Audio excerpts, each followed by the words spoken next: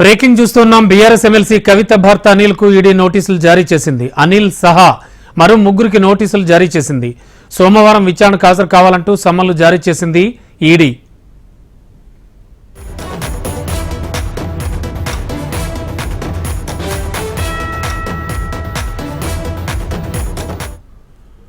Breaking లో చూస్తున్నాం. BRS MLC కవిత భర్త అనిల్ కూడా ఈడీ నోటీసులు జారీ చేసింది.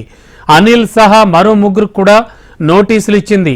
అలాగే సోమవారం విచారణకు హాజరు కావాలంటూ సమన్లు జారీ చేసింది ఈడీ.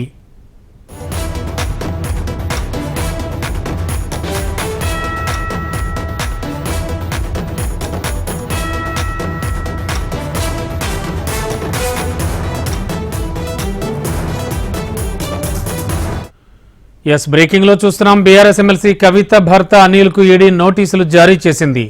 అనిల్ సహా మరో ముగ్గురికి నోటీసులు ఇచ్చింది. సోమవారం విచారణకు హాజరు కావాలంటూ సమన్లు జారీ చేసింది ఈడీ. మరింత అదనపు సమాచారం ఇదే అంశంపై అందించడానికి మా కరెస్పాండెంట్ శిరీష్ సిద్ధంగా ఉన్నారు. శిరీష్, కవిత భర్త అనిల్ కూడా నోటీసులు ఇచ్చారంటున్నారు.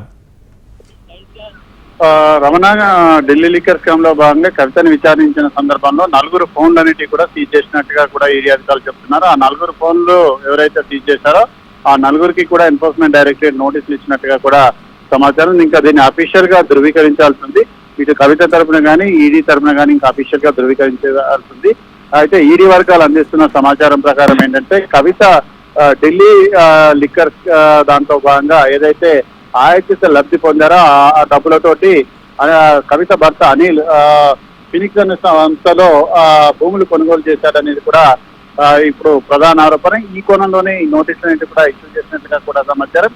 అయితే నిన్న కవితను ఢిల్లీకి తీసుకొస్తున్న సందర్భంగా భర్త అనిల్ కూడా ఢిల్లీకి వచ్చినట్లుగా కూడా తెలుస్తోంది. సో ఈ నేపథ్యంలో ఇటు అనిల్ వైపు నుంచి కూడా ఇంకా ఎటువంటి ప్రకటన అనేది కూడా లేదు. ఈ నోటీసులు ఏంటి కూడా నిజంగా అందాయా లేదా అనేది కూడా తెలియాల్సి ఉంది. కానీ ఈడీ వర్గాలు మాత్రం నోటీస్ అందించినట్టు సోమవారం నాడు విచారణకు పిలవబోతున్నట్టుగా స్పష్టం చేశారు. అయితే ఈ రోజు ఆర్గ్యుమెంట్స్ ఏవైతే జరుగుతున్నాయో ఆర్గ్యుమెంట్స్ జరుగుతున్న సందర్భంగా మరికొంతమందికి కూడా నోటీసులు లాంటివి కూడా ఇష్యూ చేస్తాము. వాళ్ళతో కలిపి కవితను విచారించాల్సిన అవసరం అనేది కూడా ఉంది. అందుకే మాకు ఈడీ కస్టడీకి ఇవ్వండి అని చెప్పేసి కూడా వాళ్ళు కోరినట్టుగా కూడా సమాచారం. ఓకే, అంటే శిరీష్, ఆ మరో ముగ్గురికి అంటున్నారు. అనిల్ తో పాటు ఇంకెవరెవరికి ఇచ్చారు? వారి వెర్షన్స్ ఏమైనా బయటకు వస్తున్నాయా? ఆ ముగ్గురు ఎవరనేది కూడా ఇంకా తెలియాల్సింది. ఆ ముగ్గురికి సంబంధించిన వివరాలు మాత్రం ఈడీ చెప్పట్లేదు. కొద్దిసేపట్లో ఈ కవితకు సంబంధించిన విచారణ ముగిసిన తర్వాత వెల్లడించే అవకాశం కూడా ఉంది. Okay, thank you Sirish.